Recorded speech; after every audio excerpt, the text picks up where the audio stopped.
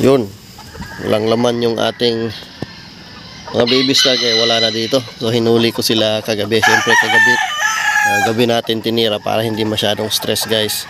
Yan technique dyan. Yan, so wala sila dito at andito sila.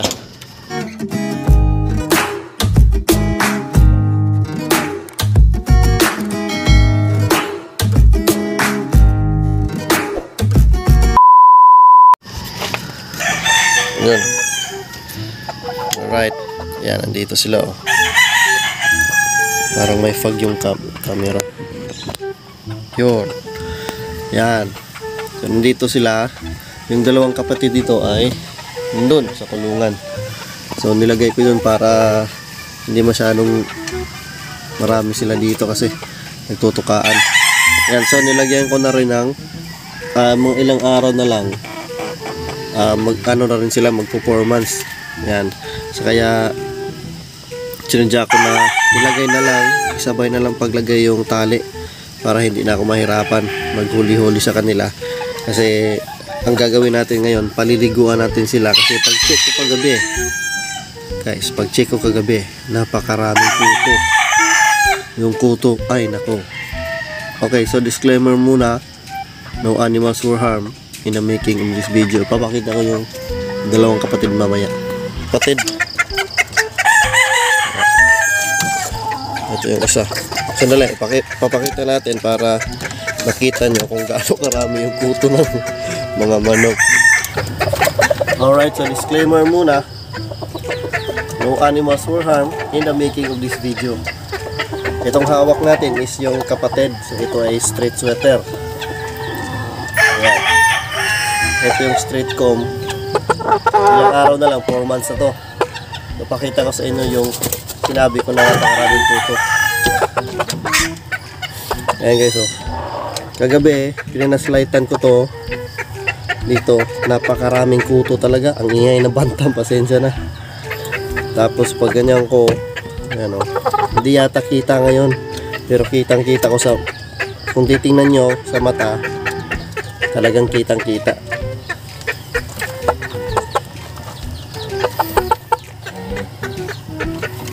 Ayan, oh. Ayan, oh.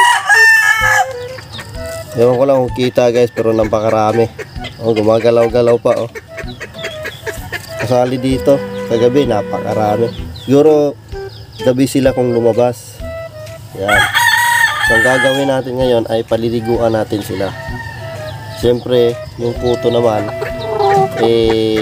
yun yung ano, yun yung hindi sila nakakatulog pag ganun, kasi napakaraming gumagalaw sa katawan nila. Ayan, so ito yung dahilan bakit mayroong mga puti-puti dito sa gilid.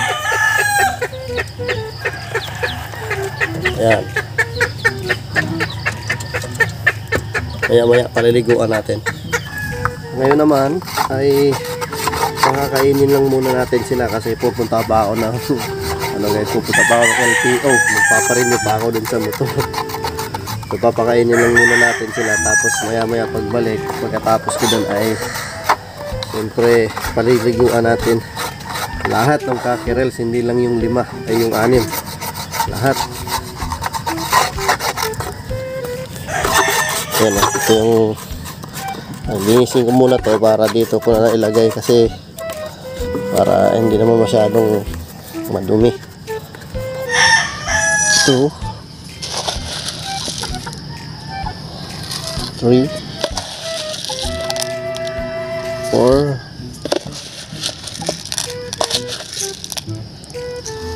5.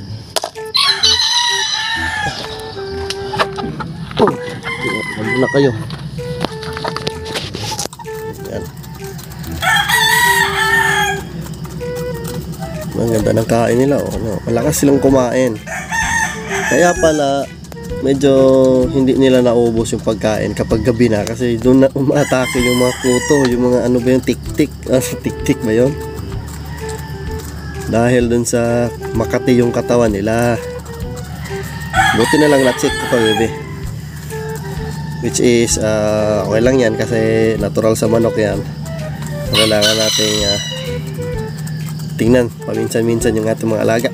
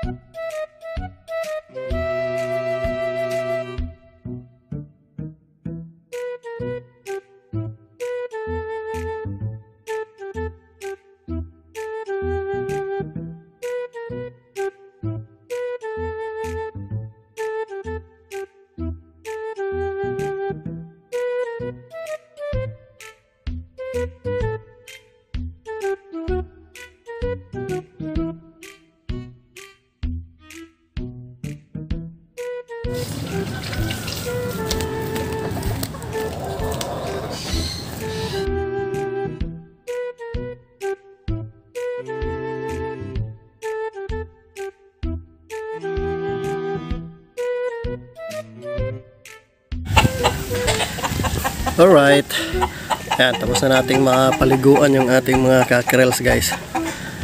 So ilang araw na lang sila ay mag-performance na la. So yan, hindi pa bumagay yung panahon, grabe, pero tapos na sila, guys.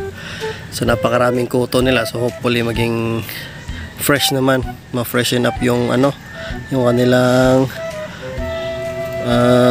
kanilang itsura, Tsaka yung pakiramdam nila maging maganda naman. Ayan. Alright, so yun muna yung update, guys, sa ating backyard.